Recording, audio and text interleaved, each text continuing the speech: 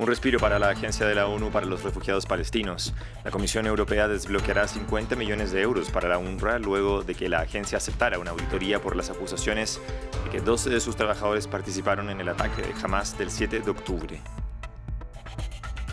Los restos de Alexei Navalny ya reposan en el cementerio de Borisov en Moscú. Familiares y simpatizantes despidieron al líder opositor que murió en prisión. Cientos de personas se reunieron en el sureste de la capital rusa mientras una muchedumbre coreaba no a la guerra en el cementerio moscovita. La policía detuvo a 45 personas. Kenia y Haití firmaron este viernes un acuerdo de seguridad que le permitiría a Nairobi enviar 1.000 agentes de policía a Puerto Príncipe para hacer frente a la crisis de seguridad que en las últimas horas cobró la vida de 4 policías. ¿Qué tal? Bienvenidos a la revisión de las noticias en France 24. Soy Francisco Velasco de La Fiori. Iniciamos con noticias relacionadas con la guerra en la Franja de Gaza. Este viernes la Comisión Europea anunció que liberará 50 millones de euros a la Agencia de la ONU para los Refugiados Palestinos. El dinero hace parte de un paquete de ayuda de 82 millones de euros que tenía bloqueada la Unión Europea luego de las acusaciones de Israel de que 12 trabajadores de la UNRWA participaron en los ataques de Hamas del 7 de octubre. El dinero se desembolsará la próxima semana tras el compromiso de la agencia de permitir una auditoría por estos señalamientos. Veamos más en el siguiente informe. La Agencia de la ONU para los Refugiados Palestinos podrá continuar con sus labores en la Franja de Gaza. La Unión Europea anunció el desembolso de dinero e incrementará el apoyo para los palestinos en 2024.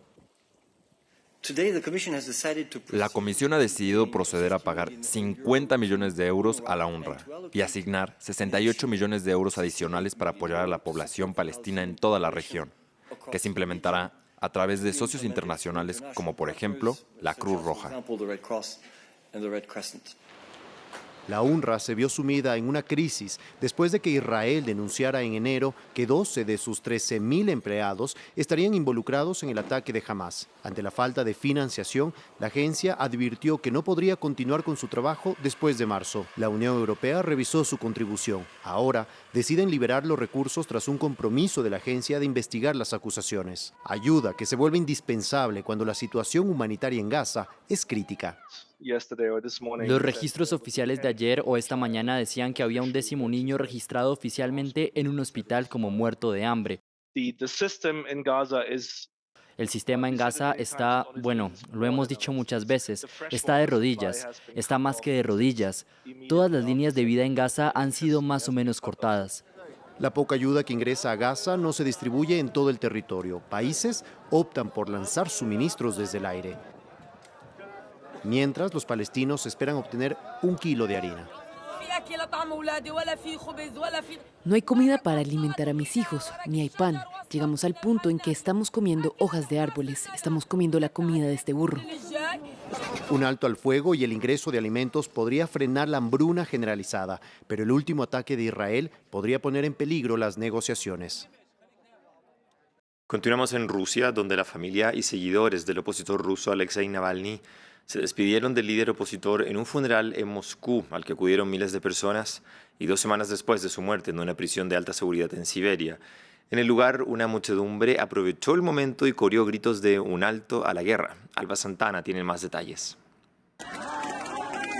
Corearon su nombre hasta el final. Miles de seguidores del fallecido opositor ruso Alexei Navalny fueron a su entierro para despedirse del activista y prometieron mantener vivo su legado. La gente que vino aquí no tiene miedo. Alexei no tuvo miedo. ¿Por qué deberíamos tener miedo entonces? ¿Por qué tantos autos y furgonetas de policía? Toda esta gente está patrullando en los tejados. Y es que 2 semanas después de la muerte de Navalny, su familia y seguidores esperaban con ansias el momento de su entierro, a pesar de correr el riesgo de ser arrestados, ya que el Kremlin ha prohibido manifestaciones en memoria del opositor, ya que muchos de los presentes culpan al gobierno de orquestar su muerte. Para muchos de los que están aquí es importante ver a personas que están de acuerdo en que lo que pasó es terrible y ver que hay muchas personas igual, eso es todo. Entre los miles de dolientes, la madre del fallecido y también los embajadores de Estados Unidos, Alemania y Francia. La gran ausencia, la también activista Yulian Navalnaya, que se dirigió al Parlamento Europeo hace apenas 2 días y que ya no vive en el país. No obstante, Navalnaya aprovechó sus redes sociales para despedirse. Gracias por 26 años de absoluta felicidad. Sí, incluso durante los últimos 3 años, por el amor, por apoyarme siempre, por hacerme reír incluso desde la cárcel y por siempre pensar en mí. Que descanses en paz. Un desenlace triste para el opositor que muchos ya habían vaticinado. Ahora, entre las acusaciones al Kremlin, que este siempre ha negado, a sus seguidores solo les queda mantener vivo su legado. En Irán avanza la jornada de elecciones legislativas que se extenderían hasta las 6 de la tarde hora local y que convoca a más de 60 millones de iraníes. El presidente Ibrahim Raisi y el ayatollah Ali Khamenei participaron a primera hora de este viernes. El líder supremo de Irán llamó a los ciudadanos a sufragar para derrotar a quienes calificó de enemigos, esto en medio de la creciente tendencia a una baja participación que ha marcado los más recientes comicios en la República Islámica. Previamente y desde Teherán, nuestra corresponsal Catalina Gómez Ángel nos comentaba cómo la muerte de la joven Mahsa Amini o las represiones a las manifestaciones en el país han afectado a los comicios. Tiene un gran impacto especialmente en áreas como la área kurda, en Baluchistán, donde esas protestas y esa represión fue bastante grande. Tiene gran influencia especialmente en la juventud y especialmente en las mujeres que después de esa represión de la que fueron objeto, luego les están pidiendo salir a votar por un sistema que realmente no ha hecho nada por ellos. Pero también hay otros factores que impactan fuertemente en estas elecciones. Para empezar, la economía, la inflación, la devaluación del rial, la moneda local, ese sentimiento de los iraníes de que no hay ninguna institución, ni el parlamento, ni la presidencia, ni nadie que pueda hacer algo por ellos, si bien este país está bajo fuertes sanciones económicas como consecuencia de ese programa nuclear, también la sensación de la población es que hay un mal manejo y una gran corrupción. Así que para empezar, la economía no ayuda a motivar a la población y luego el sistema político que se ha ido cerrando con los años, dejando aislado un sector moderado y que pide por reformas y cambios, dejando solamente al sector conservador y radical en poder. Ellos no están unidos, sin embargo, sí luchan y defienden una idea muy conservadora, radical y encerrada y sobre todo muy extremista del sistema, así que con la que no comulga una gran parte de la población que tiene ese sentimiento liberal y que vive de otra manera muy opuesta a la que viven especialmente esos hombres y esos clérigos que gobiernan ese país ya hace 45 años. En Francia siguen las protestas de los agricultores. Un grupo de granjeros bloquearon la vía al Arco del Triunfo en horas de la mañana. Una acción simbólica un mes después de grandes manifestaciones campesinas que obligaron al gobierno a tomar medidas a favor de los agricultores, aunque no suficientes para terminar con la crisis. El informe es de William Gazot. Tractores bajo el Arco de Triunfo. Con paquetes de paja, los agricultores franceses bloquearon la famosa vía parisina durante horas esta madrugada. Una acción sorpresa para seguir presionando al gobierno francés un mes después de las importantes protestas campesinas que sacudieron el país. Se trata de una pequeña operación comando antes de que París se despierte para no molestar demasiado y sin ninguna voluntad de confrontación, sino para demostrar que seguimos aquí, que estamos hartos de que nos tomen como tontos. Frente al descontento de los agricultores, el gobierno había anunciado unas medidas a principios de febrero, entre ellas el desbloqueo de 150 millones de euros para ayudar a los ganaderos y la inscripción del objetivo de soberanía alimentaria en la ley. Medidas insuficientes para los granjeros que piden precios garantizados, una flexibilización de las normas medioambientales y reformas estructurales. Continuamos el movimiento porque no se nos escucha y mientras no se nos escuche continuaremos. No hemos tenido anuncios concretos ni medidas estructurales. Nos dan pequeñas curas y un poco de dinero, pero eso no va a hacer que las cosas avancen. La agricultura no mejorará con lo que nos han dado. Este viernes, 66 agricultores fueron detenidos por la policía en medio de la acción en el Arco de Triunfo. El gobierno justificó los arrestos argumentando que la protesta no fue autorizada, al tiempo que asegura que las preocupaciones del sector rural están siendo escuchadas. El primer ministro haitiano, Ariel Henry, se reunió este viernes en Nairobi con el presidente de Kenia, William Ruto, para cerrar un acuerdo de seguridad para Haití. Con este tratado, Kenia espera poder desplegar 1.000 agentes a Puerto Príncipe para hacer frente a la crisis en el país mientras aumentan los hechos violentos. Ayer 4 policías fueron asesinados en Puerto Príncipe mientras cientos de personas continúan abandonando sus hogares. Gabriel Colchen nos cuenta más detalles.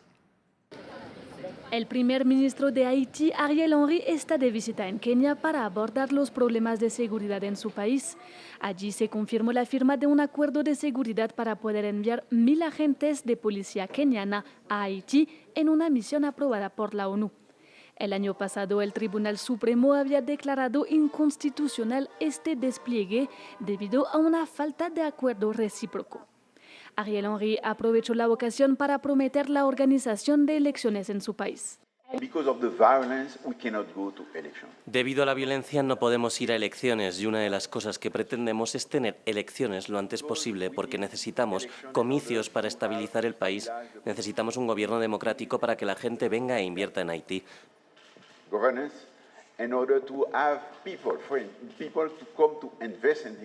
Ariel Henry llegó al poder después del asesinato del presidente Jovenel Moïse hace casi 3 años. Ya se había comprometido a organizar elecciones e irse del poder en febrero, pero eso no fue el caso.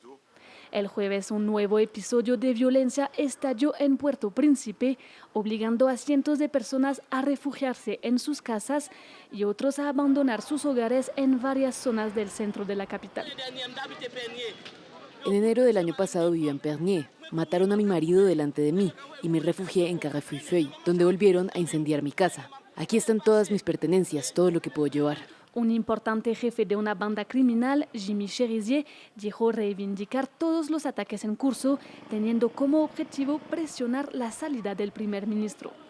Actualmente las pandillas controlan la mayor parte de la capital y solo en 2023 más de 4.700 personas fueron asesinadas en el país según cifras de la ONU. En La Haya, la Corte Penal Internacional rechazó la apelación del régimen político de Nicolás Maduro y continuará con la investigación por crímenes de lesa humanidad en Venezuela. Recordemos que en abril de 2022 la investigación se había detenido debido a una solicitud de inhibición presentada por el gobierno que argumentaba que en el país ya estaban avanzando en el tema. Nuestra corresponsal Daniela Zambrano nos envía más detalles desde Caracas. Veamos. Durante la audiencia que se llevó a cabo este 1 de marzo, la Sala de Apelaciones de la Corte Penal Internacional desestimó 1 a 1 los argumentos del Estado venezolano que había solicitado que cesara esta investigación sobre presuntos crímenes de lesa humanidad cometidos bajo la administración de Nicolás Maduro por considerar que en Venezuela se estaban investigando. Sin embargo, la decisión de la Sala es que no procede esta apelación y se continuará con la investigación. Esto ha sido considerado un triunfo por parte de organizaciones defensoras de derechos humanos que durante años han denunciado que en Venezuela se cometen este tipo de crímenes bajo total impunidad, pero un triunfo aún mayor para las víctimas que se han atrevido a denunciar y que podrían encontrar en este proceso una justicia para cada uno de sus casos. Vale la pena destacar que esta decisión de la Sala de Apelaciones ya no se puede recurrir, por lo que no habría obstáculos para que la Fiscalía, al frente de Karim Khan, continúe investigando. ¿Cómo va el proceso hasta el momento? Ellos han recogido cerca de 9.000 testimonios de presuntas víctimas de derechos humanos en Venezuela,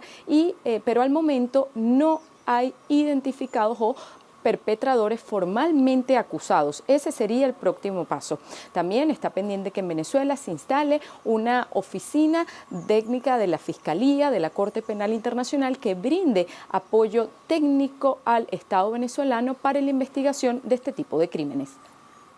Bueno, y respecto de la decisión de no aceptar la apelación que comentábamos, el gobierno de Nicolás Maduro emitió un comunicado donde rechaza tajantemente la decisión de la CPI y la tilda de infundada. En el documento agregan además que Venezuela es un Estado soberano capaz de llevar a cabo sus propios procesos penales. Veamos. La República Bolivariana de Venezuela reitera que, como Estado soberano, tiene derecho a llevar a cabo sus propios procesos penales en sus tribunales internos sin injerencias externas. Venezuela sigue dispuesta y en condiciones para investigar y enjuiciar cualquier delito cometido en su territorio soberano. Cerramos así este bloque de noticias. Continúe con nosotros, ya regresamos con más actualizaciones.